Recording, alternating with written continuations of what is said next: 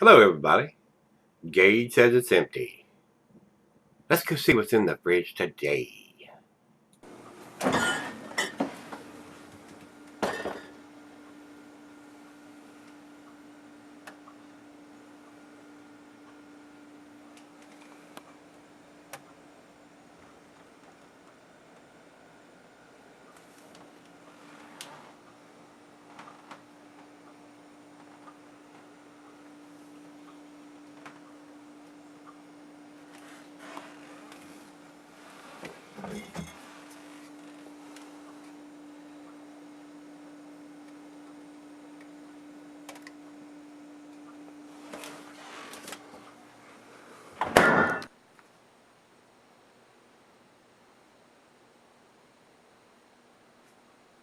Alright guys, thanks for stopping by Gregsbeerreviews. Today we're going to finish up the Old Tomorrow beers. This is their Canadian Pale Ale. This was sent to me by Pat, one of the co-founders up there. The shandy we did the other day was fairly tasty. I mean, for what it was supposed to be. The Lager 85 yesterday wasn't hitting on a whole lot because it was 5 months old. Let's take a look at this one and see what we've got. Oh man, May 27th of 2016. Not quite 5 months old, but it's 4.5 anyway. And this is a 4.9%er. Very disappointed that these come straight from the brewery and they're that old. Kind of disappointed. Pat, I appreciate you sending them to me, but for anything less than 5%, you need to have them within the first 2 to 3 months anyway. No longer than 3 months. I don't give anything less than 5% more than a 3-month shelf life. I treat it basically like a Budweiser, Miller, or Coors, or an IPA. 90 days. You need to have that beer within 90 days. So we'll see what this one brings to the table. A little disappointed that I've got these beers straight from the brewery and they're 5 months old. So it is what it is. This is a Pale Ale. IBUs are 18 on this one. Ingredients, like Canada, our CPA contains a blend of Old and New World Canadian rye, 2-row barley, Cara Munich 3 malt, Styrian Golding hops, Cascade hops, London dry yeast.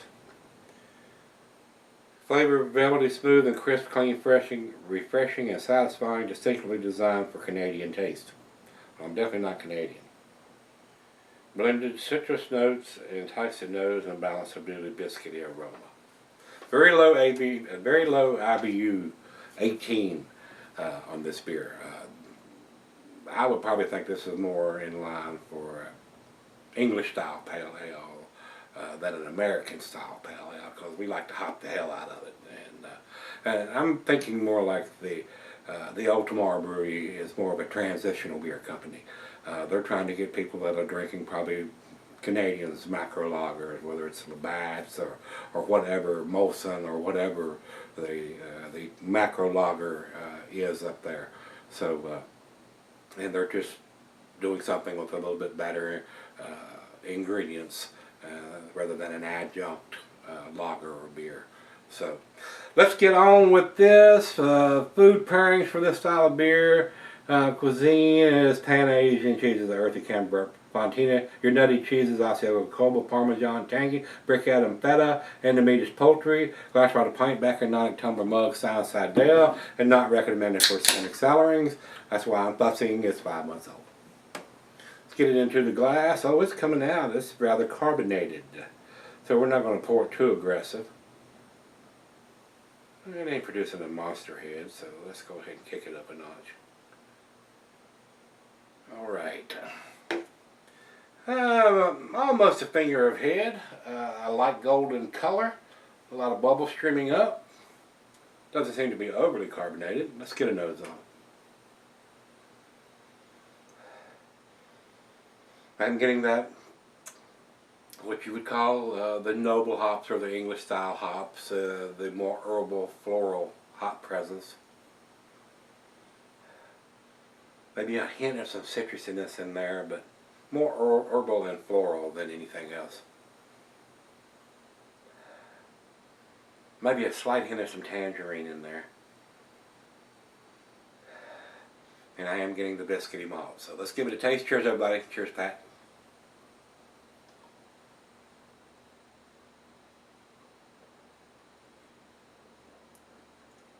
Very malty.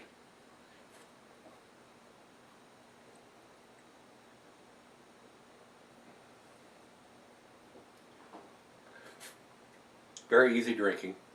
No alcohol taste at all. But it's definitely more maltier than it is hoppy.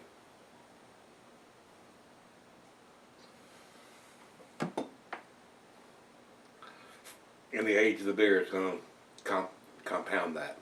So, not to have a super hoppy presence to start with, using the hops that they've used, the Styrian Golden hops and Cascade hops. Cascade has a nice presence to it, but the Styrian is not like the Goldings and some of the other European hops, which is a more floral or herbal aroma than the piney, grapefruity, pineapple-y aromas you get from the Pacific Northwest hops. So, but let's put it out of the fridge, 40 degrees. Let her have a taste 2 or 3, and we'll come back and see where it ends up.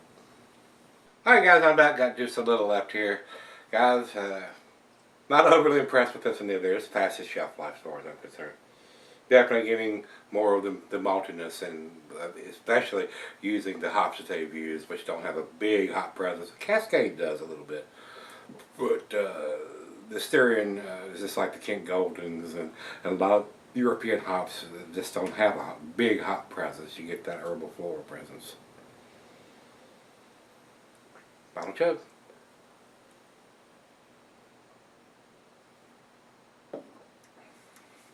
Yeah, to me guys, it's past its shelf life as far as I'm concerned. A little disappointed in that coming straight from the brewery. They must have some extra cans sitting around they want to get rid of. This is just like yesterday's beer, guys. It's past its prime. Giving them the benefit of the doubt. They are dating their cans. I'm gonna give this a B-. I'm gonna give it to 5. Grade for me is an 80, same as yesterday's beer. Both of these, today's and yesterday's, are past their shelf life as far as I'm concerned. Very disappointing when it comes straight from the brewery and you get that. Oh well, it is what it is.